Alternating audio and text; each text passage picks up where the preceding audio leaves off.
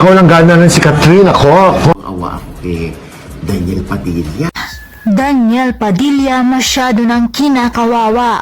Umalma ang showbiz insider na si Jobber Sukal dito sa sunod-sunod na pagbanat sa aktor na si Daniel Padilla. Matapos daw di umano makita sina Catherine at Daniel sa kasal ni Ruby Domingo na magkasama pa, hindi daw nito maintindihan kung bakit biglang inunfollow ito ni Catherine sa kanyang IG.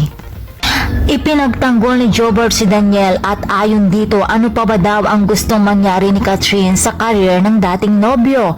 Gusto daw ba talaga nitong isubsob na ito sa putik na kung tutuusin naman ay nakatulong din naman sa career ni Catherine si Daniel?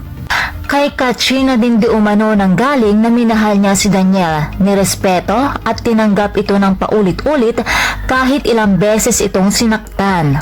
Naiintindihan daw ni Jobber na nasaktan ito. Subalit nakuha din naman niya ang simpatsya ng mga tao. Hindi pa ba daw ito sapat sa aktres? Hindi pa ba daw sapat na natumba na si Daniel? Gusto daw ba mangyari ni Catherine ay mawalan na ng career si Daniel? Hindi man nagsasalita si Catherine, subalit sa simpleng pagpapahiwatig daw ni Catherine ay tila naghihiganti na ito kay Daniel. Pinapaalalahanan din niya si Catherine na hindi lamang siyang gumawa ng pangalan nito, kundi malaki din ang naging ambag ni Daniel sa karir niya. At maging ang talent manager na si OJ Diaz ay tila naaawa na din kay Daniel dahil sa kaliwat kanang pambabanat sa kanya. Kunting kibot lamang nito ay binabash na siya. Ito rin siguro ang dahilan kung bakit minabuti ni Daniel na umalis muna at pinayuhan din siya ni OJ na magpahinga muna at wag na munang gumamit ng social media para na rin sa kanyang peace of mind. Dahil sobra-sobra na daw di umano ang panghuhusga sa aktor.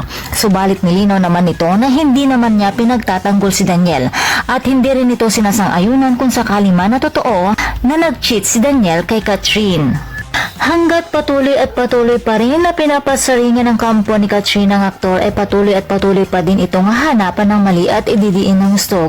Gayon pa man, hangat pa din natin na magkaroon na talaga sila ng peaceful mind at magkaroon ng respeto ang isa't isa. Ano't ano pa man ang kasalanan o pagkukulang ng bawat isa.